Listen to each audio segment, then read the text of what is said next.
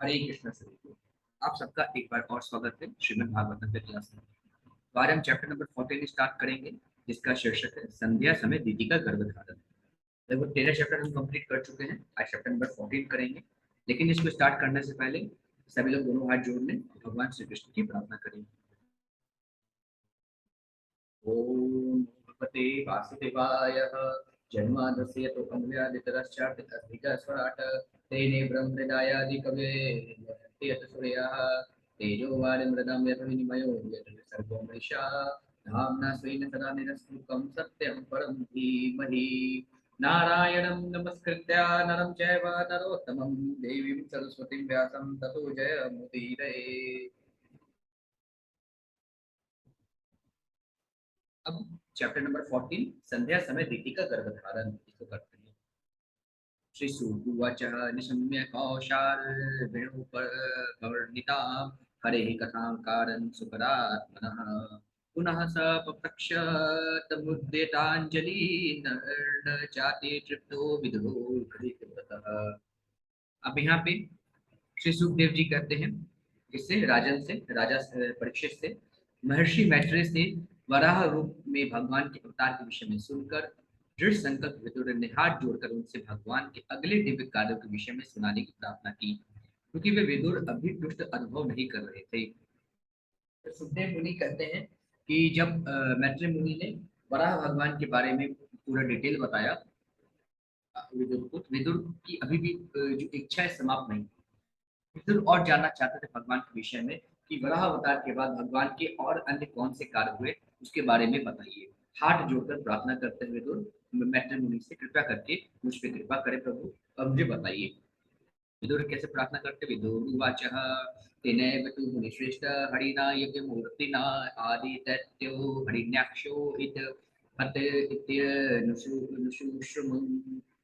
अब यहाँ पे विदुर ने कहा, हे मुनि श्रेष्ठ, मैंने शिष्य परंपरा से यह सुना है कि आदि असुर हिरण्याक्ष उन्हीं यज्ञ रूप भगवान वाराह द्वारा मारा गया था। तो यहाँ पे देखिए, शिष्य परंपरा, गुरु शिष्य परंपरा यानी अपने गुरु से सुना। हमें भी शिक्षा कैसे ग्रहण करनी चाहिए? अपने गुरु से करनी चाहिए। यहाँ पे विदुर कहते हैं, हे मुनि, मैंने शिष्य परंपरा से सुना है कि उन्हीं वराह भगवान द्वारा, जो वराह भगवान हिरण्याक्ष को मारे थे, उन्हीं वराह भगवान द्वारा हिरण्यकश्यप को मारा गया था। इसके बारे में क्या रहस्य है, इसके बारे में विस्तार से बताइए।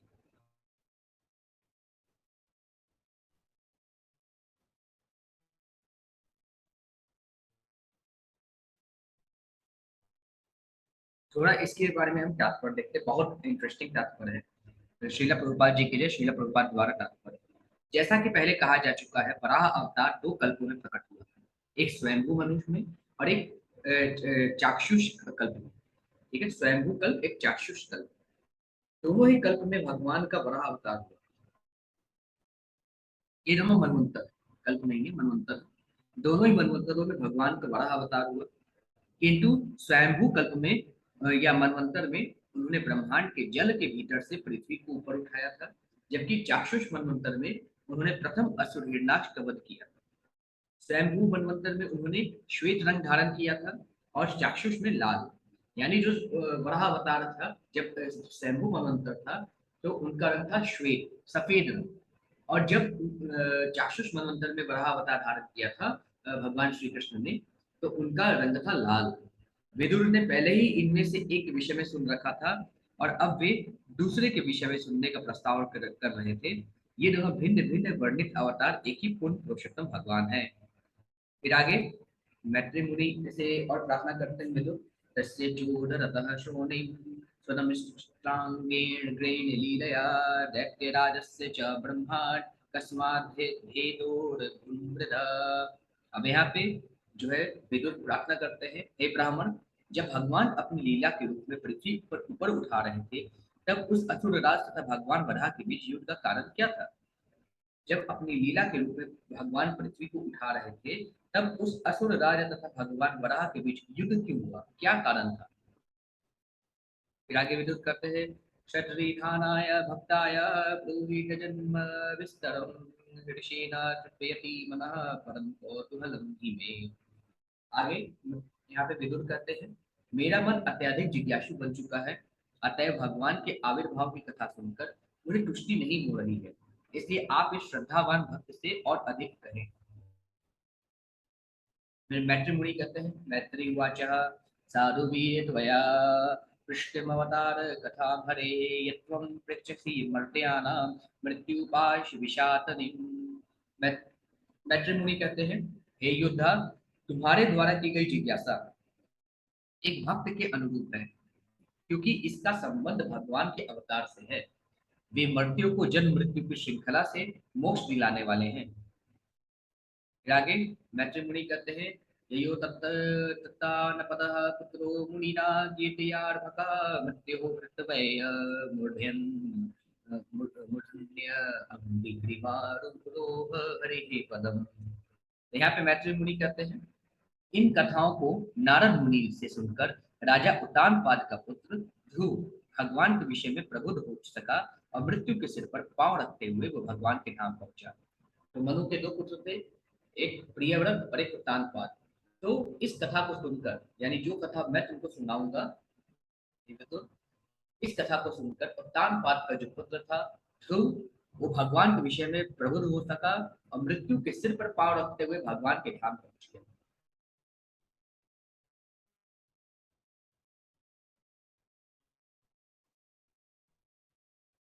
इसका भी तात्पर्य पढ़िए, हो सकता है आपको कुछ जानकारी। तात्पर्य श्रील प्रभुपाद द्वारा, तात्पर्य श्रील प्रभुपाद जी के लिए। अपना शरीर त्याग करते समय राजा उत्तानपाद के पुत्र महाराज ध्रुव के पास सुनंद तथा अन्य पुरुष आए, जिन्होंने भगवत धाम में उनका स्वागत किया। उन्होंने अल्प आयु में, जब वे बालक ही थे, इस संसार को त्याग दिया था। यद्यपि उन्होंने अपने पिता का सिंहासन प्राप्त कर लिया था और उनके अपने कई पुत्र भी थे, क्योंकि उन्हें संसार को छोड़ना था, इसलिए मृत्यु उनकी प्रतीक्षा कर रही थी। किंतु उन्होंने मृत्यु की परवाह नहीं की और वे उसी शरीर सहित एक आध्यात्मिक विमान पर आरूढ़ होकर उन महर्षि नारद की संगति के कारण सीधे विष्णु लोक पहुंचे, जिन्होंने उन्हें भगवान की लीलाएं सुनाई थी। तो एक भक्त शरीर के साथ ही जाता है। फिर आगे, अथातरापितिहासोऽयं श्रुतो मे वर्णितः पुरः ब्रह्माणां देवदेवेन देवानामनुपृश्यताम्। अब यहाँ पे मैत्री मुनि कहते हैं, वराह रूप भगवान तथा हिरण्याक्ष असुर के मध्य युद्ध का यह इतिहास मैंने बहुत वर्षों पूर्व तब सुना था, जब यह देवताओं के अग्रणी ब्रह्मा द्वारा अन्य देवताओं के पूछे जाने पर वर्णन किया गया। तो यहाँ पे मैत्री मुनि कहते हैं कि वराह रूप भगवान तथा हिरण्याक्ष असुर के मध्य जो युद्ध का ये इतिहास है, मैंने तब सुना था, ये ब्रह्मदेव सभी देवताओं के पूछे जाने पर ये कथा सुना रहे थे। आगे मैत्री मुनि कहते हैं, इति दाक्षायणी सत्यमारिचं कश्यपं पतिम् अपत्यकामाचकमे संध्यायां हृक्षयार्दितः। अब यहाँ पे मैत्री मुनि कहते हैं, दक्ष कन्या दीति ने काम इच्छा से पीड़ित होकर, दक्ष कन्या यानी दक्ष प्रजापति थे, जो ब्रह्मा जी के 10 पुत्रों में से एक पुत्र थे। उनकी जो पुत्री थी दीति, उनका, उनके अंदर काम वासना अधिक उत्पन्न हो गई और उनसे पीड़ित होकर संध्या के समय अपने पति मरीचि पुत्र कश्यप, अपने पति, उनके पति कौन थे? महर्षि कश्यप थे, जो कि मरीचि पुत्र थे। उनसे संतान उत्पन्न करने के उद्देश्य से संभोग करने की प्रार्थना की। अब दक्ष कन्या ने, जो कि दीदी थी, वे कहाँ गई? दक्ष कन्या दीदी वो अपने पति कश्यप जी के पास गई, जो कि मरीचि के पुत्र थे। उनसे कहा संध्या समय, शाम के समय, कि मुझे संभोग करना है, मेरे पुत्र की प्राप्ति करें। फिर आगे मैत्री मुनि कहते हैं, इष्ट्वांगनी जिह्वं पयसा पुरुषं यजुषां पतिं निम्नलोचते यत्र आसीने मग्गेन्यगारे समाहितम्। अब मैत्री मुनि कहते हैं, सूरज अस्त हो रहा था और मुनि भगवान विष्णु को, जिनकी जीव यज्ञ की अग्नि है, आहुति देने के बाद समाधि में आसीन थे। फिर आगे दीदी बोलती है, दीदी उवाच एष माम तव कृते विद्वन् काम आर्तशराशनः दुनोति दीनां विक्रम्य रंभावीव मतंगजः। अब मैत्री मुनि कहते हैं कि उस स्थान पर सुंदरी दीदी ने अपनी इच्छा व्यक्त की, हे विद्वान, हे कामदेव, अपने तीर लेकर मुझे बलपूर्वक उसी तरह से, हे विद्वान, कामदेव अपने तीर लेकर मुझे बलपूर्वक उसी तरह सता रहा है जिस तरह उन्मत्त हाथी एक केले के वृक्ष को छोड़ता है।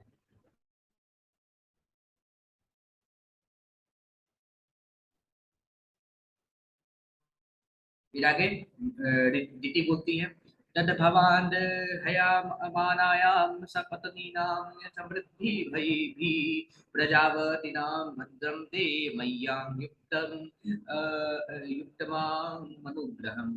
अब यहाँ पे मैत्री मुनि कहते हैं, अतएव यहाँ पे दीदी कह रही है अपने पति कश्यप से, अतएव आपको मुझ पर पूर्ण दया दिखाते हुए मेरे प्रति कृपालु होना चाहिए। मुझे पुत्र प्राप्त करने की चाह है और मैं अपनी सौतों का ऐश्वर्य देखकर अत्यधिक व्यथित हूँ। इस कृत्य को करने से आप सुखी हो सकेंगे। फिर आगे रीति बोलती हैं, भर्तयार्वतो रुमाणानां लोकाना विशते यशः पतिभर्व विदुयासां प्रजया ननु जायते। फिर दीति कहती है, एक स्त्री अपने पति के आशीर्वाद से संसार में आदर पाती है और संतानें होने से आप जैसे पति प्रसिद्धि पाएगा, क्योंकि आप जीवों के विस्तार के निमित्त ही हैं। फिर आगे दीदी कहती है, पूरा पिता नो भगवान दक्षो दूहि त्रिवत्सलः कम्बृनिद वरं वत्सा इत्यपृक्षते नः पृथक्। फिर यहाँ पे दीदी कहती है, बहुत काल पूर्व अत्यंत ऐश्वर्यवान हमारे पिता दक्ष ने, जो अपनी पुत्रियों के प्रति अत्यंत वत्सल थे, हम में से हर एक को अलग अलग से पूछा कि तुम किसे अपने पति के रूप में चुनना चाहोगी। तात्पर्य, इस श्लोक में प्रभुपाद जी लिखते हैं कि इस श्लोक से प्रतीत होता है कि पिता द्वारा पति के स्वतंत्र चुनाव की तो अनुमति पुत्री को दी जाती थी, किंतु स्वच्छंद संगति के द्वारा नहीं। पुत्री को दिया जाता था कि बताओ आप किसी पति के रूप में चुनना चाहिए, अधिकार दिया जाता था, लेकिन इसका ये मतलब नहीं है किसी भी व्यक्ति को आजकल जैसे होता है ना गर्लफ्रेंड बॉयफ्रेंड बना के घूमते हैं, किसी भी व्यक्ति को उनसे इच्छा पूछी जाती थी। लेकिन ऐसा नहीं शादी से विवाह से पूर्व भी किसी के भी साथ घूमना या संभोग करना शादी से पूर्व, वो सब शादी के बाद। लेकिन इच्छा पूछी जाती थी किसको पति बनाना चाहोगी, ये राइट दिया जाता था। घूमने फिरने का राइट नहीं दिया जाता था शादी के पहले। पुत्रियों को अलग अलग से कहा गया कि वे ऐसे पति का चुनाव करें जो अपने कार्यों तथा व्यक्तित्व के लिए विख्यात हो। अंतिम चुनाव पिता की रुचि पर निर्भर करता था। पुत्रियां चुनाव तो करती थी, लेकिन अंतिम चुनाव पिता ही करते थे कि क्या ये सही है मेरी पुत्री के लिए कि नहीं। फिर आगे दीदी कहती है, विदित्वात्मजानाम्नो भावं संतान भावनः त्रयोदशादात्तासां यासते शीलमनुव्रतः। फिर यहाँ पे दीदी कहती हैं, हमारे शुभाकांक्षी पिता दक्ष ने हमारे मनोभावों को जानकर अपनी 13 कन्याओं आपको समर्पित कर दी, और तब से हम सभी आपकी आज्ञाकारिणी रही हैं। तो यहाँ पे दक्ष प्रजापति ने अपनी जितनी भी कन्याएं थी सभी सभी को पत्नी के रूप में इसको दिया, कश्यप जी को। तो और सभी के सभी दीदी कहती हम सब आपकी दासियां हैं, हम सब आपकी आज्ञाकारिणी हैं।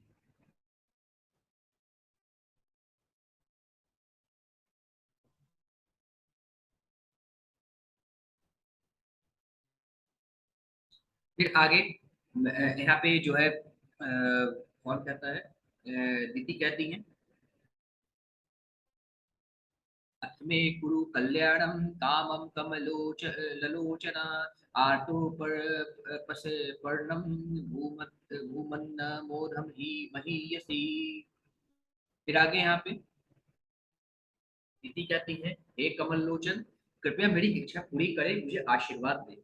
जब कोई त्रस्त होकर किसी महापुरुष के पास पहुंचता है तो उसकी याचना कभी भी व्यर्थ नहीं होनी चाहिए। फिर आगे दीदी कहती है, इति ताम वीर मारीचः कृपणां बहुभाषिणीं प्रत्याह नूनयन् वाचा प्रवृद्धान् अंगकशेमलाम्। अब यहाँ पे दीदी कहती है, हे वीर। अब यहाँ पे मैट्रिमोनी करते हैं विदुर से, हे वीर विदुर, इस तरह काम वासना के कलमश से ग्रस्त और इसलिए असहाय एवं बड़बड़ाती हुई दीदी को मरीचि पुत्र ने समुद्र शब्दों से शांत किया। फिर क्या कहते हैं, कश्यप जी, एषते अहं विद्यास्यामि प्रियं भीरु यदि पृच्छसि तस्याः कामं न कः कुर्यातसि अद्रिस्त्रैवर्गीः यतः।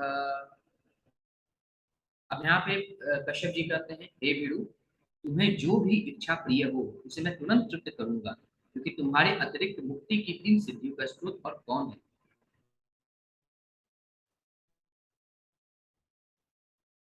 फिर आगे ऋषि कश्यप कहते हैं, सर्वाक्षमानुपादाय स्वाक्षरमेण कलत्रवान् वैष्णा वैष्णार्णव मत्तेति जलया नैर्यथार्णवम्। कश्यप जी कहते हैं, जिस प्रकार जहाजों के द्वारा समुद्र को पार किया जा सकता है, उसी तरह मनुष्य पत्नी के साथ रहते हुए भव सागर की भयावह स्थिति से पार हो सकता है। फिर आगे मैत्रेमुनि कहते हैं कि ऋषि कश्यप कहते हैं, यामाहुरात्मनो भयार्थम श्रेयस कामस्य मानिनी यस्याम स्वधुर मध्यस्य पुमांश चरति विज्वरः। फिर आगे मैत्रेमुनि यहाँ पे कहते हैं कि ऋषि कश्यप बोलते हैं अपनी पत्नी से, हे आदरणीय, पत्नी इतनी सहायताप्रद होती है कि वह मनुष्य के शरीर की अर्धांगिनी कहलाती है, क्योंकि वह समस्त शुभ कार्यों में हाथ बटाती है। पुरुष अपनी पत्नी पर जिम्मेदारियों का सारा भार डालकर निश्चिंत होकर विचरण कर सकता है। फिर आगे ऋषि कश्यप कहते हैं, यामाश्रित्य इंद्रिय इंद्रियारातिर्निर्जयात् नितराश्रमः वयं जयं हेलाभिर्दस्यु अन्य दुर्गपतिर्था। अब यहाँ पे ऋषि कश्यप कहते हैं, जिस तरह किले का सेनापति आक्रमणकारी लुटेरों को बहुत आसानी से जीत लेता है, उसी तरह पत्नी का आश्रय लेकर मनुष्य उन इंद्रियों को जीत सकता है जो अन्य आश्रमों में अजय होती है। फिर आगे श्लोक नंबर 21 में से क्या करते हैं ऋषि कश्यप, उसको हम आगे सुनेंगे। आज के लिए इतना ही। सबको हरे कृष्ण।